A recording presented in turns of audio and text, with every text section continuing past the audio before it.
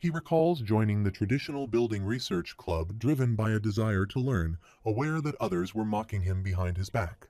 He wonders why he always appears so pathetic, lacking even 3001, and laments that his perpetual financial struggles disrupt the atmosphere. Despite these challenges, he grits his teeth and endures the insults, aiming to acquire more knowledge that will eventually lift him out of poverty.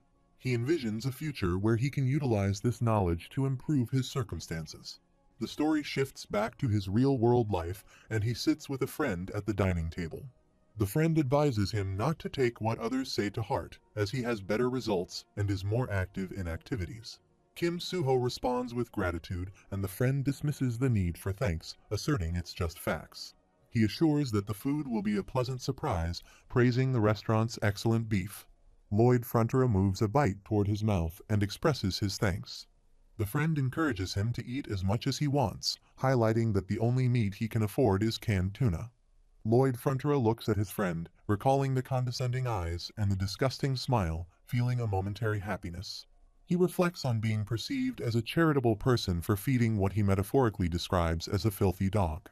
He tears up, savoring the deliciousness of the charity received. Acknowledging his friend's kindness, Lloyd Frontera asks if he can eat 2 more portions, to which his friend generously suggests 3 more portions. This marks the beginning of their friendship, as Lloyd Frontera realizes that this guy is a good person. The story returns to the world of Lloyd Frontera, where he contemplates that there's nothing extraordinary about friendship, and he decides to express his appreciation by buying beef for his friend. He retrieves a piece of meat from his bag with a clamp, displaying a sticky expression. Muera observes the meat, noting its different color and strange brilliance. Lloyd Frontera moves the beef piece toward them, and as they eat it, they become emotional. Muera expresses her acceptance of his deal. Another elf inquires about approval from the Elder Council, to which Muera humorously suggests feeding them beef. The system window reveals that the elves of the Everglow Forest, who had not engaged in contracts with other tribes for 500 years, have now signed a business agreement with the humans of the Frontera Barony. Javier reflects on the simplicity of solving problems with beef and questions his own necessity in the situation. They proceed to the town. An individual spots Lloyd Frontera and inquires about his identity. Another person explains that he previously convinced the orcs, and now the elves are on board. There's speculation that, at this rate, he might even bring dragons here. The skeptical person questions how he could achieve such a feat. Muera contemplates the prevalence of items made from harming plants, finding it cruel now that she sees it up front. Lloyd Frontera points out the diverse values held by different tribes, races, regions, and small organizations. He emphasizes that cooperation entails compromising on some of those values, and he believes that's where a world benefiting everyone begins. Muera acknowledges understanding this concept intellectually, but expresses hesitation in her heart. Lloyd Frontera agrees, stating that she'll need time, and encourages her to contemplate it slowly while enjoying some beef. She agrees, noting that she thinks she understands it now. After a while, Lloyd Frontera is at the construction site, contemplating the ongoing construction of Honey Apartment Buildings 101 and 102. One of the concerns he had before leaving for the Everglow Forest was whether these 2 buildings would be completed before the temperature dropped to sub-zero and the freeze-thawing phenomenon occurred. He reflects on the potential issue of water in the concrete freezing during sub-zero temperatures, leading to melting later, likely when winter is over, and if this occurs, the numerous water droplets inside the concrete could become impurities, resulting in a disaster. He notes that he no longer needs to worry about that now. The elves are efficiently working on the construction site, and Muira suggests finishing the work quickly and enjoying some beef. The others agree in unison. Lloyd Frontera explains that the construction progressed at a much faster pace than expected, thanks to the elves' crazy speed and mobility. Consequently, the first snow of winter marks the completion of Honey Apartment Buildings 100 and 102. He reflects on beta testing these 2 buildings throughout winter, aiming to have them ready to accommodate everyone by the next autumn. The crux of the beta test lies in the adiabatic material made from Alencia essence and soybean oil in a 1:100 ratio. A worker paints the pipe, while another reports the completion of installing insulation pipes from floors 1 to 8. Lloyd Frontera approves, instructing them to go down and start up the boiler. The boiler is started, and they all sit inside, experiencing a sense of relaxation. Lloyd Frontera acknowledges it as a great success and instructs everyone to prepare for moving people in. Javier begins to discuss the priority for moving in, but Lloyd Frontera interrupts, mentioning the ongoing snowfall and his current busy state. He decides to talk later and calls Sir Baron. Lloyd Frontera conveys to Baron that the priority for moving in should be families with children, followed by the elderly and the sickly. Within these categories, further priority should be given based on their health conditions. Baron confirms his understanding. Lloyd Frontera adds that those unable to move will be accommodated in the single ondals that were built, emphasizing the importance of ensuring no one goes hungry or cold. He believes that only then will they owe them a significant favor, making it easier to engage them in work. Lloyd Frontera moves with Javier holding his shovel and suggests visiting the Baron, as there is still more work to be done in winter. Javier finds him annoying and contemplates hitting him. As he reflects, he realizes that Lloyd Frontera has been acting this way since the day his personality changed, and he can no longer dislike him. He recalls that Lloyd Frontera has even managed to get everyone around him to rely on him.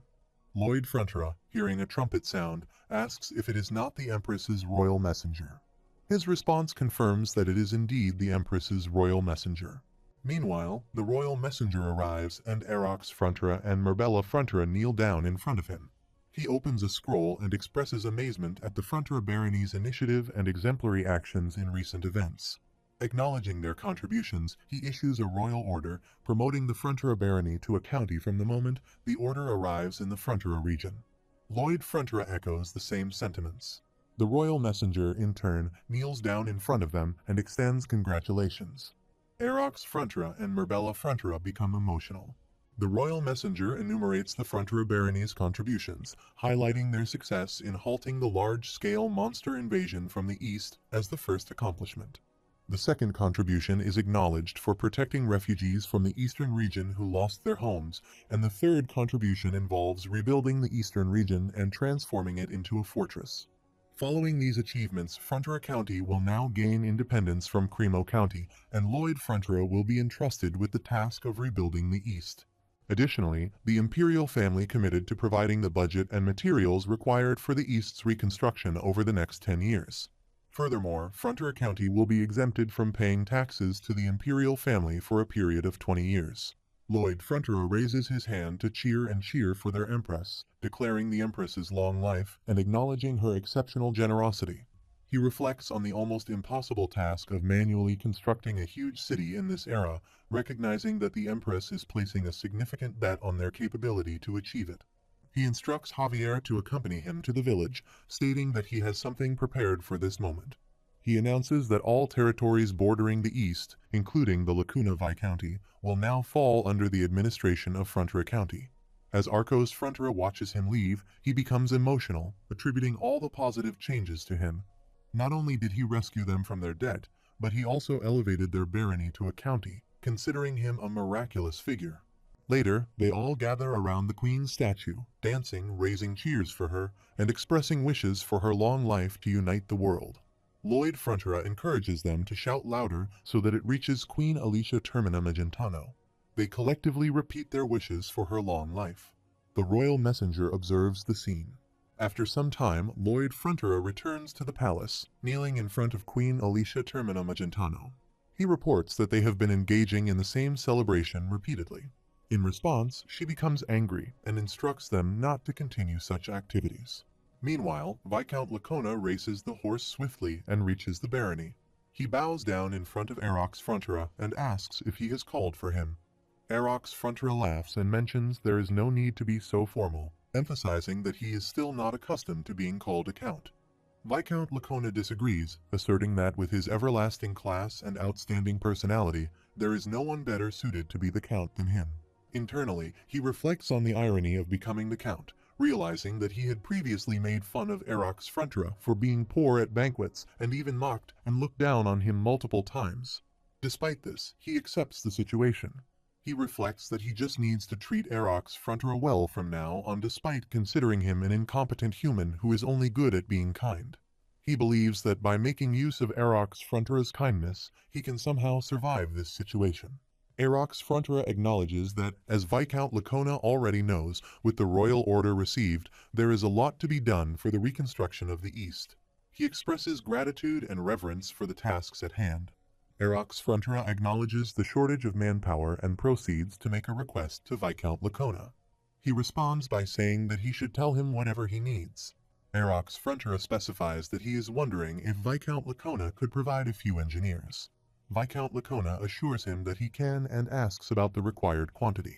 Arox Frontra, expressing concern that too many engineers might be challenging for him to handle, requests him to send as many engineers as he is willing to. He emphasizes that this should be done to the extent that their friendship won't be negatively affected. Viscount Lacona is shocked to hear this. After some time, Viscount Lacona mounts his horse to depart, but suddenly he falls down. Arox Frontra observes the incident from his window and reflects that he has never bullied or threatened anyone in his life, and he feels a sense of satisfaction. Meanwhile, Bayern approaches Lloyd Frontra and informs him that the admission of residents for Honey Apartment Buildings 101 and 102 has been completed. The system window notifies that he has achieved a monumental construction milestone, having overseen the first construction of apartments and successfully occupied them with residents in the Laurasia continent. The bonus RP is 700, and the total RP is 4,783. Lloyd Frontra contemplates that now that he has sown the seeds, it's time to harvest. After a while, on the apartment side, a lady shares a meal with her child, mentioning that the supplies include meat and soft bread. The child expresses gratitude for the food. Her husband sits nearby, and she encourages him to come quickly. Despite her urging to eat more, he is not consuming the food and reflects on his gratitude. Recalling his past as a hard-working farmer supporting his family, he acknowledges his current state of helplessness and dependence on others. He wonders how long he must continue living as an incompetent person. At that moment, Lloyd Frontra arrives. People cheer for him, expressing gratitude and questioning how they can ever repay him for his actions. Lloyd Frontra reassures them not to worry about that, stating that everything has been good. People express profound gratitude, acknowledging that he saved their lives. An old lady steps forward, holds his hand, and requests him to hold her hand before she dies. He pleads with her not to say that, expressing his hope that she lives longer than him. Hugging a boy, he encourages everyone, stating that they can overcome the challenges. He attributes their current situation to the collective efforts of everyone present and declares his love for them all. Lloyd Frontra inquires if they are enjoying their meal. Observing Lloyd Frontra's actions, Javier senses an ulterior motive in his interactions with the refugees. Two workers set the table and placed contract papers on it. Lloyd Frontra announces that it's time for everyone to repay their debts, revealing that he has the labor contracts ready. He emphasizes that nothing is free forever, eliciting shock from the gathered individuals. Javier grapples with a sense of uncertainty regarding what is right or wrong. A refugee steps forward and asks if signing the contract will secure them a job. Lloyd Frontra assures them that indeed they will receive a salary and overtime pay. However, he clarifies that from the moment they sign the contract and receive their first monthly salary, they will be responsible for purchasing their own food and firewood. He asserts that he doesn't want to live off others and merely rely on goodwill. Therefore, he requests Lloyd Frontra to read the contract to him. Lloyd Frontra acknowledges that the terms will be stringent, explaining that their county follows a rather capitalistic approach. The individual inquires about the meaning of capitalistic. A lady steps forward, asking if women can also sign up. Lloyd Frontra assures her that there is no gender discrimination. More people step forward, forming a queue to sign the contract. Someone inquires about the nature of the work, expressing the desire to work for their own living. Another person pleads for a chance to work. Lloyd Frontra discloses that they are embarking on a project aimed at ensuring stable food production and granting individual ownership of land. After a while, he arrives at the farmland, contemplating the terraced farmland development project. The plan involves cutting off a portion of the eastern mountain and utilizing gabions to construct terraced farmland. He considers that using rebars will make the construction process easier. In another scene, Bangul lies unconscious on the bed, and Bai Bayang, along with others, stands nearby. Reflecting on the situation, he realizes that Bangul has overworked herself with the apartment construction. Bai Bayang becomes angry and delivers a kick to his face. He acknowledges that he can't continue to push Bangul so hard and contemplates potential adjustments. The scene transitions to night, and the system window notifies that the summoning of creature gacha and 1 gacha is equivalent to 150 RP. He has contemplated this for a few days, but it appears that this is the only viable way to obtain the required material. The message box declares, "Alright, here it comes. The gacha is turning, and what will appear?" He acknowledges that one only lives once, proceeds to the start button, and points to it. Despite considering the message as somewhat foolish, resembling the speech of a swindler, he recognizes its consistent support from Pipodong, Homing, and Bangul. He reflects on always receiving creatures he genuinely needs, given his substantial RP count. Hence, there is no need for hesitation. The system notes that the RP currently stands at 4,783. Deciding to move forward, he instructs the summoned creature, crucial for constructing the wire mesh for the retaining wall, to emerge. Clicking on the start button, a portal gate materializes in front of him. Despite finding it noisy, he proceeds with the summoning process. The portal gate undergoes an increase in size, prompting him to inquire about its nature. Suddenly, a substantial amount of fire emanates from it, leading to his frustration. The message box categorizes it as a dud, eliciting an inquiry about whether it is not supportive. The response clarifies that it is merely a messenger conveying fixed rules, emphasizing that the system remains impartial. Expressing dissatisfaction with the abrupt business-like tone, he questions the rationale behind the summoned creatures provided, perfectly tailored to his needs. The message box responds with laughter, deeming him a pitiful fool. It suggests that he remains unaware that gambling involves granting novices some wins and subsequently fostering an expectation for more. In response to the accusation of being a total fraud, he faces the threat of being killed. In a retort, the message box challenges his perception, questioning if he believes the world will make life easy for him. It firmly asserts that life is not to be perceived as easy. He is characterized as someone quick to align with the villain's logic. The message box suggests the possibility of something favorable appearing next. Clicking on the start button, an explosion occurs nearby. The message box intervenes, requesting a moment to be heard, asserting the necessity of attempting things thrice. Undeterred, he clicks on the start button once more, choosing to flee the scene alongside Hamming and Pipodong. He questions the wisdom of falling for deception 3 times. Despite his skepticism, the message box contends that he is already being deceived. He lies down, shielding his head, as a colossal creature emerges and advances towards him with hostile intent. Swiftly, he escapes and seeks refuge in Javier's room, where Javier is asleep. Attempting to wake Javier, he responds by going out, attacking, and ultimately dispatching the creature. Lloyd Frontera takes a seat to unwind, and a message box materializes, proclaiming that it was a dud. He acknowledges the message, affirming his awareness of being labeled a lunatic and expressing his decision to abstain from further attempts. The system window informs that the hidden requirement achieved is bankruptcy, and his body and RP have suffered damage due to 3 consecutive duds. To compensate for his losses, he is now afforded the option to select a summoned creature skill. Contemplating the available skills, he ruminates on a list of skill choices. The message box clarifies that the list comprises the skills that can be chosen. However, he is taken aback to observe the skill set, expressing disbelief at the seemingly useless skills presented. As he scrutinizes the screen, he requests a moment to wait for further consideration. He observes a skill associated with spider webs and contemplates the potential advantages of such webs. Considering the thickness comparable to a mesh, he surmises that it would possess more than 3 times the tensile strength and elasticity of steel. Additionally, it would exhibit resilience against humidity and maintain its sturdiness even when exposed to sunlight for prolonged periods. Satisfied with this realization, he smiles, confident that this skill aligns with his objectives. The message box inquires whether he would like to select this skill and proceed with summoning the creature. The required RP stands at 800, and he currently possesses 4,070 RP.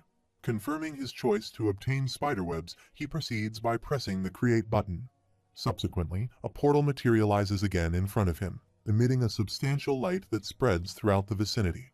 Javier takes a seat, holding his pillow, and remarks that he believes he had a peculiar dream. A worker, noticing his gaze in that direction, inquires about the nature of his observation. Together, they witness something in the sky, causing astonishment as they discern the presence of an angel. Meanwhile, Lloyd Frontera rides atop Jigoming and proposes a round around the county. The onlookers enthusiastically cheer for him, referring to him as Sir Lloyd. They acknowledge the summoned creature's ability to fly this time, expressing admiration for Sir Lloyd's greatness. Lloyd Frontra, positioned on the angel and clutching his shovel, reflects on his expectation of a spider, but is pleasantly surprised by the appearance of a parrotbill. Despite this, he recognizes the benefits of the creature being a bird. Observers comment on Master Lloyd flying in the skies, asserting their trust in him. Contemplating various strategies, he envisions an extensive self-promotion campaign as a means to enhance the loyalty of his followers significantly. He believes this would subsequently lead to increased work efficiency and substantial tax payments, considering it a jackpot. Providing details about Jigoming's skills, he explains that its primary skill lies in acquiring spider webs. Additionally, it possesses supplementary skills such as spreading spider webs, creating a nest, and executing shit bombardment. Describing the intricacies of the spider web deployment, he notes that Jigoming can release spider webs through its backpack. In an attempt to assess its durability, he applied a Mana Circle, revealing its remarkable toughness that resulted in only minimal stretching, with the quality deemed perfect. Indicating a direction, he instructs Jigoming to head towards the flat land, intending to create a mesh net using the spider webs. Acknowledging the bird's overall capabilities, he notes its considerable laziness. As Jigoming becomes entangled and teeters on the verge of falling, he questions its destination. Jigoming descends to the ground, causing Lloyd Frontra to lose control and tumble a significant distance away. Expressing frustration, he demands an explanation for Jigoming's actions, to which Jigoming attributes its behavior to excessive laziness. He ponders on how to motivate it to be more productive. The scene shifts to the last night, where Lloyd Frontra sits in proximity to Jigoming. He inquires whether Jigoming knows how to discharge spiderwebs and requests a demonstration of the type of spider web it produces. Lying down, he expresses a lack of concern and questions the purpose of being born for labor and leading a life of toil. Observing this behavior, Lloyd Frontra contemplates the brat's distinct demeanor. Piporong intervenes, advising to construct infrastructure for society, enhance humanity's quality of life, and reap corresponding rewards and satisfaction. He encourages the creation of a personal mindset, becoming an entity that brings happiness to the world. Jigoming, influenced by Piporong's words, expresses a willingness to try. Lloyd Frontra reflects that Piporong's words had a motivating effect, leading to some movement, yet he finds himself in a similar state once again. Piporong suggests attempting to do a little more together, prompting Jigoming to reflect on his reluctance to exert excessive effort. He questions the necessity of intense labor, contending that the world will progress on its own without their active involvement. Asserting that he summoned Jigoming, he expresses assurance in providing sustenance and care. Lloyd Frontra, feeling increasingly agitated, contemplates the idea of cooking Jigoming. Disapproving of such thoughts, Piporong intervenes, leading to Jigoming striking him on the head with a tree stick. Despite the incident, Lloyd Frontra acquiesces, acknowledging with a resigned "sure, all right," and offers an almond to Piporong. After a while, Piporong undergoes a transformation, growing in size. Attempting to flee, Jigoming's leg is caught by the enlarged Piporong, who seizes him and endeavors to put him into his mouth. Lloyd Frontra, witnessing this action, is shocked. Piporong places Jigoming in his mouth, later expelling him and inquiring about the experience, expressing a desire to continue playing. Surprising them, Jigoming states his desire to work. Both Piporong and Lloyd Frontra respond with a strange expression. Reflecting on the situation, Lloyd Frontra concludes that punishment is effective regardless of time or place. He outlines the plan, with Step 1 involving digging and forming a slope, Step 2 employing Bai Bayang to use a giant sieve to filter out fine sand, and Step 3 requiring Jigoming to lay out spider webs in a mesh formation after the sand has been filtered. Piporong comments on Jigoming's perceived weakness, leading Lloyd Frontra to emphasize Step 4, encouragement from the one in charge. He instructs the White Cavalry to move in, and they all proceed, each holding shovels. Lloyd Frontra proceeds with Step 5, directing the utilization of sand to cover the spider web mesh, iterating the process until the backfilling is completed. Moving on to Step 6, he emphasizes the need to make the backfilled structure sturdy, fill it on all sides, and pour boulders and gravel into the gabion meticulously. Riding on Jigoming's back to inspect the progress, he notes the completion of the first section and anticipates finishing the entire project before spring arrives. Contemplating the distribution of the construction materials to refugees and expediting apartment construction, he envisions completing everything by the following year, bringing an end to his life of labor. He envisions the prospect of a super-rich, unemployed life awaiting him. Simultaneously, the all-white cavalry utilizes their shovels to dig while Erox, Frontier, and Bayron draft the contract paper. The system window announces the completion of Frontier County's terraced farmland construction, proclaiming Lloyd Frontier to be one of the best civil engineers on the continent. This accomplishment earns him a bonus RP of plus 800, bringing his total RP to 4070. Lying on the grass and holding flowers, Lloyd Frontier receives notification of his new title as the leader of those who are tired. The workers also express their happiness, and the system window reveals that the title's region is Frontier Country. Its active period spans 30 years, and it grants 3 CPS. The title's effect will be applied to the designated region for 24 hours, with the potential for an extension, reduction, or change in the time limit based on his actions or those of the region. The title further notes that the effects include a 300% increase in the northern mountain terraced farmland's chance of getting a great harvest and a 200% increase in the harvest amount. Engaging in a solitary game of chase, he observes that it has become slightly more challenging. Contemplating his next move, he ponders over a dice, expressing uncertainty about what to do. In frustration, he exclaims that the situation is driving him crazy. Javier inquires if he finds it enjoyable, to which he enthusiastically responds affirmatively, stating that it's the best and he loves the thrill of it. He adds that anything other than working is preferable. Javier notes that it's the first time she has seen him play since that day. He questions what else he has on his agenda. He reassures her that Sir Baron will effectively manage the construction process independently. Reflecting on recent developments, he mentions increasing the soldiers' wages, leading to heightened enthusiasm and smooth progress in their work. The narrative transitions to a real-world life flashback, where his father imparts a valuable lesson. His father emphasizes the importance of remembering that when everything appears to be going well, one should take a moment to scrutinize and question the situation. Lloyd Frontier is reminded to consider whether everything is genuinely okay at least once and to make a conscious effort to do so. Returning to the present, Lloyd Frontier advises Javier to stay up late tonight, as he has some tasks to attend to before singing a lullaby. Javier inquires about his late-night intentions. Lloyd Frontier explains that he needs to verify if everything is truly okay. The system window then notifies that the ending spoiler entails using his CP to preview the concluding scene for this storyline. The required CP for the second use is 40, and it queries whether he would like to use the ending spoiler. Contemplating the cost of becoming a wealthy, unemployed individual, Lloyd Frontier acknowledges the necessity of securing a safe future without stumbling blocks. Confirming his decision, he presses the yes button. Lloyd Frontier finds himself transported into the future within a black space. Upon entering a room, he surveys the surroundings, contemplating whether it is his room. In the same space, he observes a future version of himself lying on the bed while Javier performs magic on him. Pondering the nature of Javier's actions, he questions whether it involves massaging his meridian. Witnessing his mana power light up, he becomes alarmed at the intense circulation and expresses concern that his heart might burst. He attempts to communicate with Javier, questioning the purpose of these actions and whether Javier can hear him. Javier continues his magical gestures, placing hands on Lloyd Frontier's chest, but the latter lies on the bed, unconscious and motionless. Lloyd Frontier reflects on his appearance and contemplates an alternate ending where he meets his demise. The future Lloyd Frontier eventually opens his eyes, calling out to Javier, urging him to stop, asserting that he already knows the futility of his efforts and instructing him to let him live on and endure. In response, Javier starts to tears.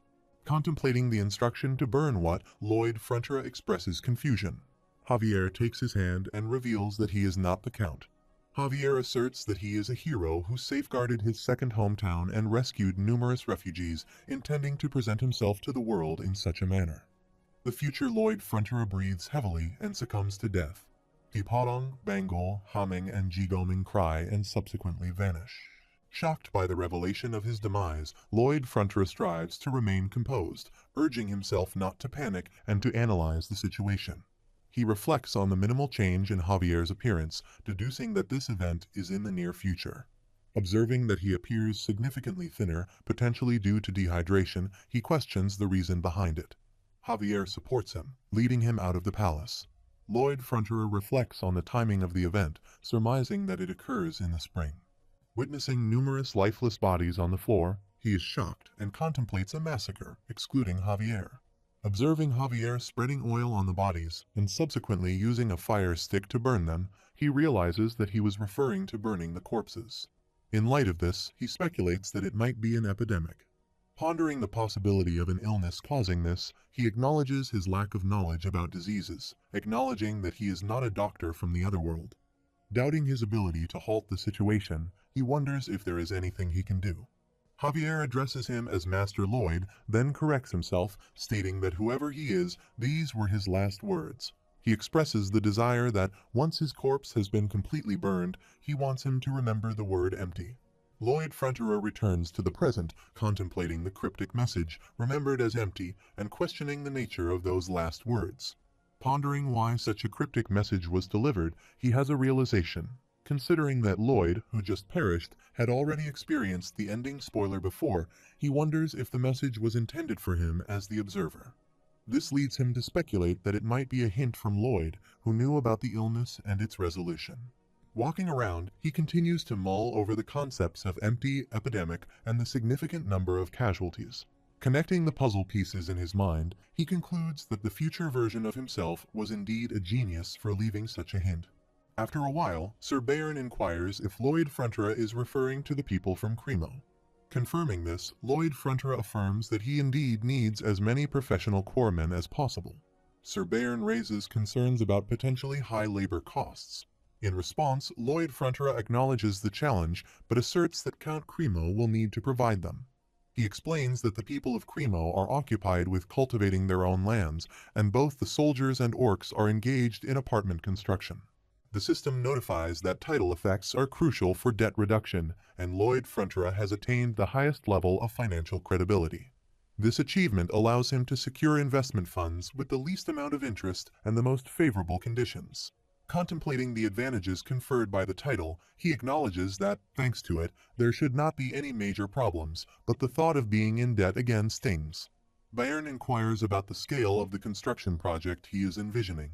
Lloyd Fronterer responds, suggesting it might be as extensive as the Honey Apartments, covering the entire Viscounty. He reflects on the formidable foe he faces in epidemic, specifically cholera. Elaborating on the project, he mentions the need for underground tunnels in various directions. Acknowledging his limited medical knowledge, he emphasizes that medical expertise isn't the sole means to combat illnesses. Asserting the necessity for paths for waste disposal, he declares their intention to construct sewers.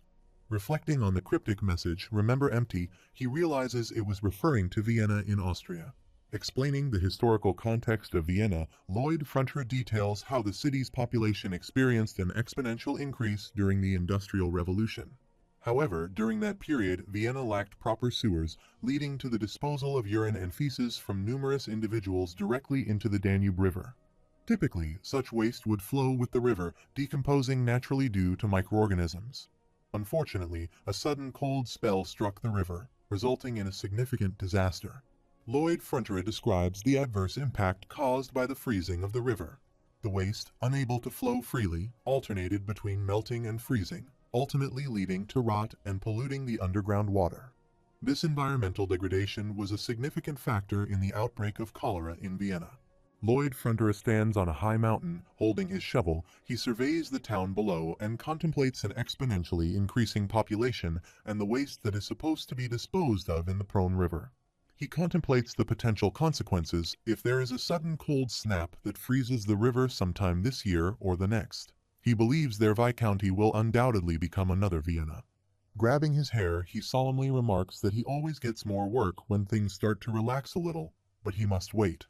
He reflects on the fact that even if it were a demon and not a sickness that came for them, he would not let anyone or anything thwart his dream of enjoying life.